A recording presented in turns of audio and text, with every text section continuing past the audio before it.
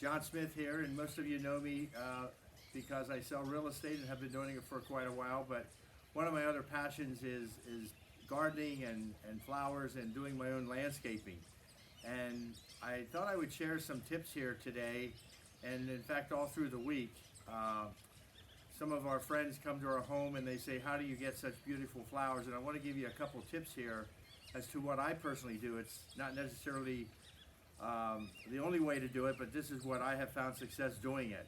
One of the first things you want to do is when you plant a pot is you want to put some drainage in the bottom. And I typically just grab some stones from our property and put them in the bottom of the pot so that there's good drainage.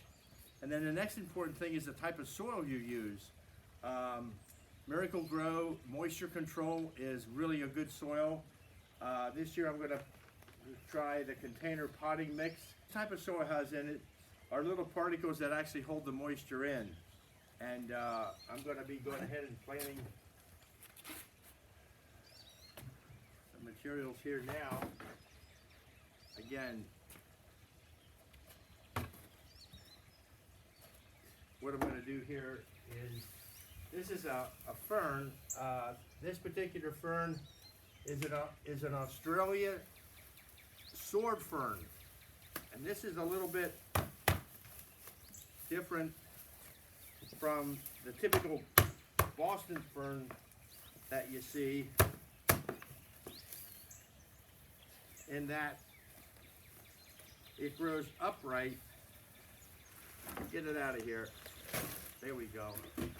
It grows upright, as you can see, straight up, as opposed to the Boston fern. It's sort of floppy because I'm going to put flowers around this.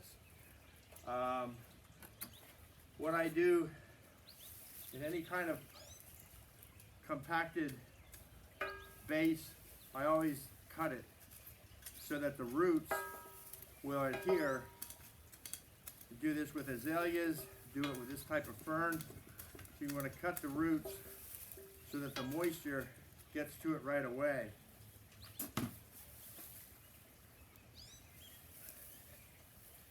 There we go.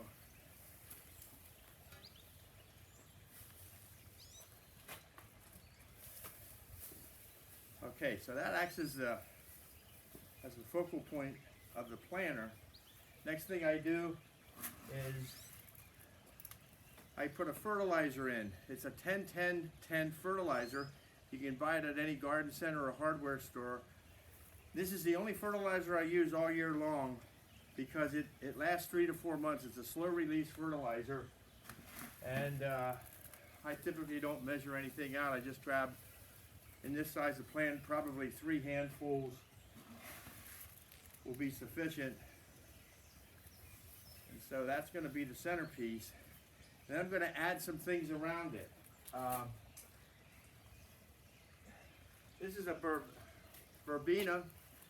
This is a really nice plant that is going to cascade down over the pot.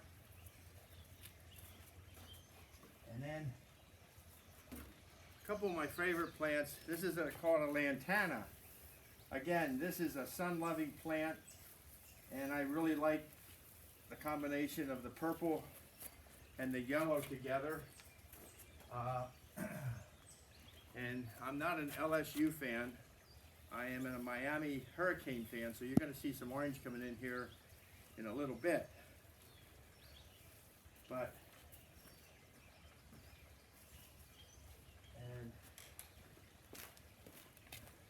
this is a New Guinea impatient.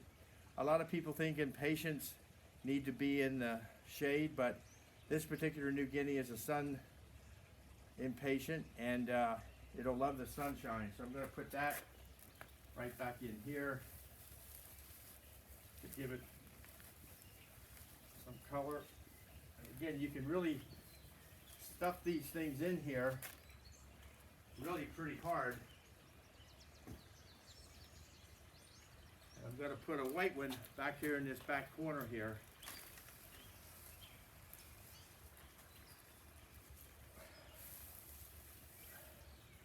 To really give it some color there. And then obviously when you're done you want to fill in all the gaps that that the plants are not taking up, and really compact it really good. Usually those spaces are in between the plants, but really compact it in there good.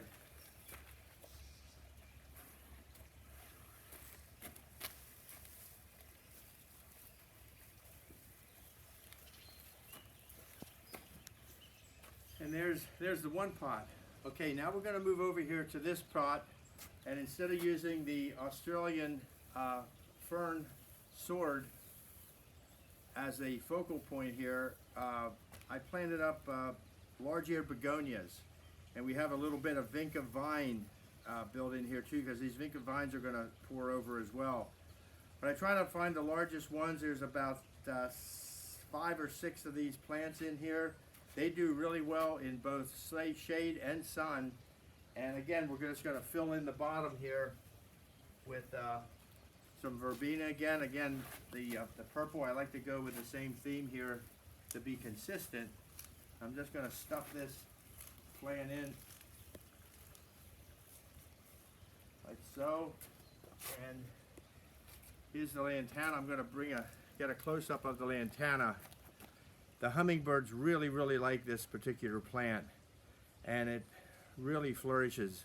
It'll get about 3 or 4 times as big as what this plant is now.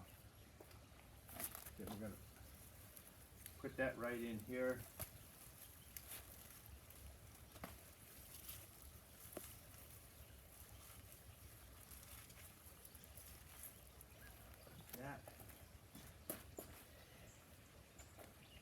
Here's the impatient again, the New Guinea impatient. Again, we're going to go with the Miami orange right here.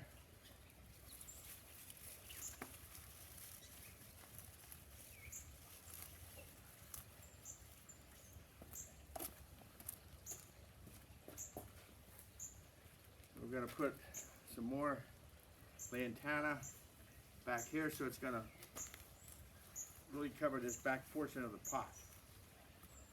So there we have it. And again, it's been great sharing this with you. If you have any questions, don't hesitate to call me. And Lord willing, we're going to be back selling real estate real soon here, once Governor Wolf makes us essential again. And there's the final product, folks.